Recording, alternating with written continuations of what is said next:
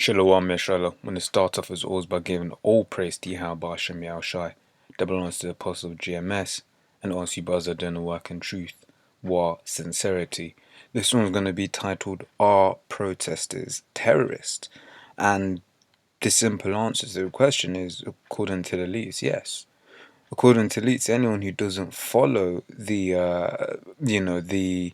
status quo is a terrorist, is an extremist. And basically the inspiration for this one came from this headline here: police told to apologize for treating Occupy London protesters as extremists.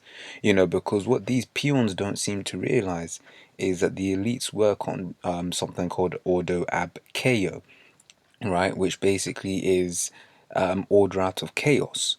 So 9/11 came, a whole load of anti-terrorism laws were put in place, not only in the US but also in the EU, because over here in the EU you've got the European Union, who basically can override any law that a sovereign nation has, more or less, which is why there's this whole big thing about, oh, let's leave Europe. But as things stand, so we've been telling these people, oh, your government don't care about you. All of these terrorist attacks are actually false flags in order to take away your rights. But they're like, no, no, no, no, no, no.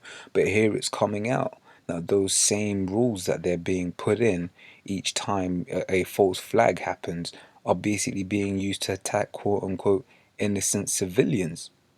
I forgot the film actually, but the film is set in London, but you have a whole group of people amassed, and you've got snipers on the roof, and then basically the command says to go and kill them all. Because in that day, if you ain't down, like I said, if you ain't down with the government, you're a terrorist. I'm just going to read brief excerpts. So it says, EU to adopt new laws on terrorism. So it says September 2001. You can see that there. It says, in the wake of tragic events in the USA. So you can see that it's, sometime in like mid-September. But then you come down here and you read unlawful seizure of or damage to state or government facilities, right? So basically that is, or you have all of these Occupy, all of these Occupy New York, Occupy London, you know. So these like I was saying, these guys don't seem to really realize, what it is that they were Slovakia. They don't seem to realize that everything that we've been saying thus far is true, So now I'm just gonna jump on to some. Actually, no. Ooh, I actually closed it. Slovakia. If you give me a sec, let me just. Actually, I got it here. Slovakia. Got it. I had it open in a different tab. It says Project Megiddo was a report researched and written by United States FBI under Director Louis Freeh. Released on October 20th, 1999, the report named followers of white supremacy, Christian identity, the militia movement, black Hebrew Israelites, and apocalyptic cults as potential terrorists who might become violent in reaction to the new millennium. Now you have to understand that they don't care. This didn't stop at the new millennium.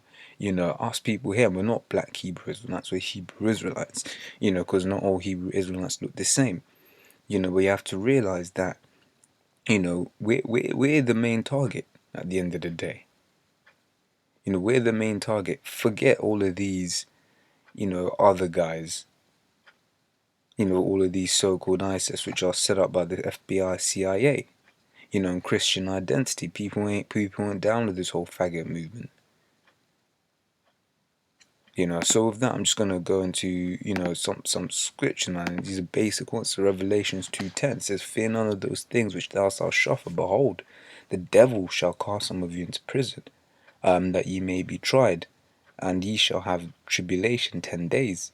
And be thou faithful unto death, and I'll give thee a crown of life." Because, like I said, man, some of us, man, in this truth, are gonna have to go through these things. Some of us are gonna have to be put in concentration camps. Hey, some of us are gonna have to lose our heads. You know, FEMA have been stocking up on guillotines, man. This is Jeremiah 13:16 says, oh, no, it's like that's not what I want.